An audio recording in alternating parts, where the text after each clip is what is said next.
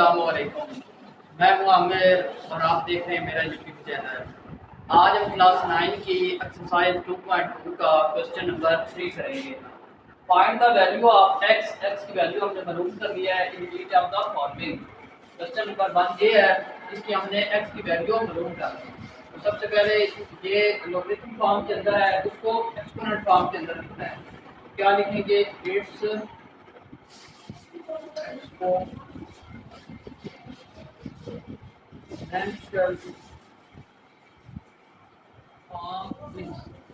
तो वो क्या होगी? बेस उसी तरह लिखी जाएगी और ये जो रिजल्ट होता है ये ऊपर आ जाएगा और यहाँ पर जो एक्सपोनेंट है वो आगे आ जाएगा। अब देखें तो ये जो 64 है इसको हम क्या करेंगे? इसका एलसीएम ले लेंगे। 4 एक बार 4 यानी कि 2 का 4 4 6 बार 24, फिर 4 पर गया 4 4 बार 16, फिर 4 पर गया। तो ये कितना आ गया? 1 2 3। इधर क्या आएगा? x की 3 इक्वल क्या आ जाएगा? 4 की 3। अब देखें इसका भी एक्सपोनेंट और इसका भी एक्सपोनेंट दोनों के इक्वल आ गए। तो जवाब एक बात इस क्वेश्चन के अंदर याद रखनी है, इन दोनों चीजों में से या तो हमारी बेस सेम होनी चाहिए या हमारे एक्सपोनेंट सेम होने चाहिए। इन दोनों में से कोई एक चीज जो सेम होगी तो दूसरा उसका आंसर होगा। इस तरह अब हमारा ये भी एक्सपोनेंट और ये भी एक्सपोनेंट दोनों सेम आ गए, तो इसका आंसर जो बनेगा ना वो बेस बन जाएगी। बेस जो होगी वो इसका आंसर बन जाएगी इस तरह। और फर्ज करें अगर यहाँ पर 4 है, यहाँ पर भी 4 होता, दोनों की बेस सेम हो जाती तो फिर जो एक्सपोनेंट थे वो हमारा आंसर बन जाते थे, उनको हमने आंसर लिखना। क्वेश्चन नंबर 2 है हमारे पास, log 5 की 1 इज इक्वल x। तो इसको एक्सपोनेंशियल फॉर्म के अंदर लिखेंगे तो क्या आ जाएगा हमारे पास? 5x is equal 1। अब देखें इधर x है और इधर 1 के ऊपर क्या है?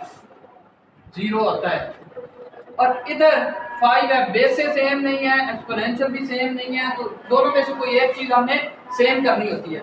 इधर थोड़ा सा इस बात को आप समझ लीजिए कि x है, x के ऊपर 0 है, तो इसका मतलब क्या है? इज इक्वल x 1 के बराबर है ना।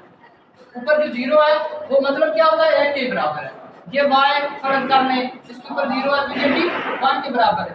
इसी तरह कर लें 8 के ऊपर ये 0 लगा दे तो मतलब क्या है? 8 एक बार 8 1 के बराबर है, ठीक है। ये जो ऊपर 0 है ये 1 के बराबर होता है। इसी तरह 9 लगा दें, 9 के ऊपर 0 है तो वो 1 के बराबर होता है। इसी तरह इसको करते हुए हम इधर क्या लगाएंगे? 5 की 0, मतलब क्या है कि 5 की 0 जो है वो किसके बराबर है? 1 के बराबर है। तो इधर आ जाएगा 5x। अब देखिए इसकी और इसकी दोनों की बेस क्या हो गई है? सेम।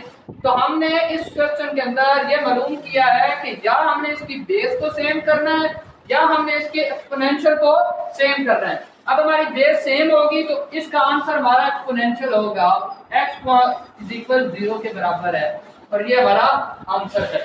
क्वेश्चन नंबर 3 है हमारे पास, log x की 8 इज इक्वल 1।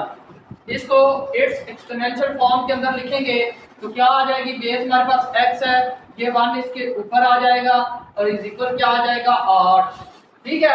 अब देखें इधर बेस सेम नहीं है और ये तो सेम है, तो x इज इक्वल इधर 1 है तो 8 के ऊपर भी 1, 8 एक बार 8 1 के बराबर है। तो हम ये देखें इनके दोनों को एक्सपोनेंशियल क्या हो गया है? सेम हो गए हैं, तो इसलिए हम इसका बेस लिखेंगे। बेस को हम आंसर के अंदर लिखेंगे, बेस इक्वल हो जाएगी।